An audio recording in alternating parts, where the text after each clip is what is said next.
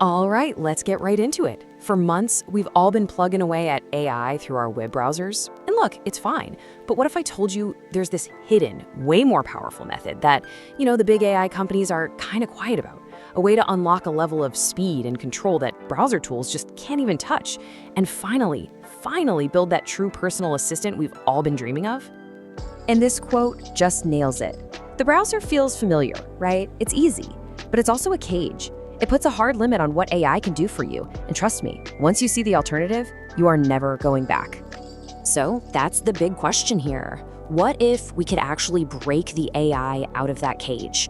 What if we could plug it directly into our work, our files, our entire digital life, and do it all securely and privately?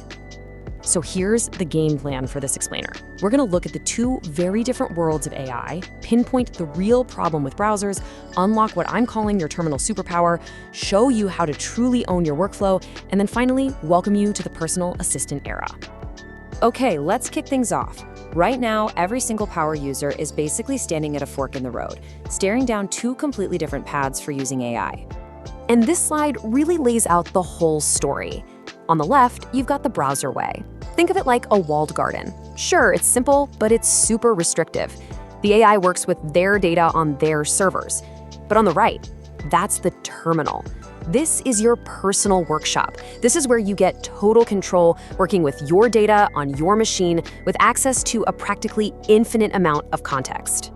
So let's get real for a second. What is the actual problem with using the browser? What's that nagging feeling that so many of us are starting to have?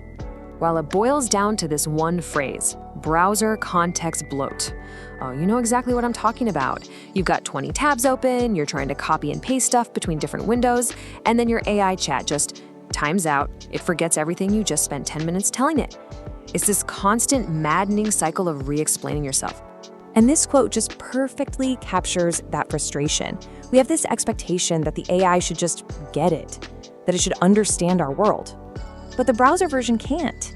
It can't see your local files, it can't see your code, it can't see the other apps you're running. It's completely walled off from the very information it needs to be actually, truly helpful. So to sum it all up, we just hit a wall with browsers. We're constantly fighting these limitations, right? Re-uploading the same document for the 5th time because there's no local file access, being trapped inside a clunky user interface, and all the while handing over our data and our conversations to some third-party server. It's just a workflow that's full of friction. But okay, this is where it gets really exciting. We've talked about the problem, so now let's talk about the solution. This is what we call the terminal way. And honestly, it's like unlocking a secret superpower for your productivity. And to make this real, let's look at a case study, an open source project called Claude. Now, the key thing to get here is that this isn't an AI model itself. It's more like an air traffic controller for AI. It's a central brain that you control, which can then tap into any of the big, powerful models like Gemini or Claude. It lets you talk to your AI through apps you already use, like Telegram or Slack. And this is a big one. It can be proactive, not just wait for you to ask it something. This is part of a huge trend in open source, where people are building their own AI command centers, instead of just relying on the big tech companies. Now, I know what you might be thinking. Command line, that sounds complicated. But hold on, the path to getting this power is actually surprisingly straightforward. First, you install a command line tool. Think of it like a direct text-based hotline to your computer's brain. Second, you configure your assistant's core personality. Third, you securely connect it to your local files and data. No more uploading. And finally, you start running these awesome automated agents and skills that do the heavy lifting for you. And here's the real magic. This is the secret sauce. During the setup, the AI literally interviews you. It asks how you want it to act, what tone it should use, what your big goals are. It saves all of that in a central file, sometimes called soul.md. This is how you create an assistant that actually knows you and works the way you work. Okay, so once you have this kind of setup, the way you work completely changes. You're not just a user of a tool anymore. You are the director of a workflow that you 100% own and control.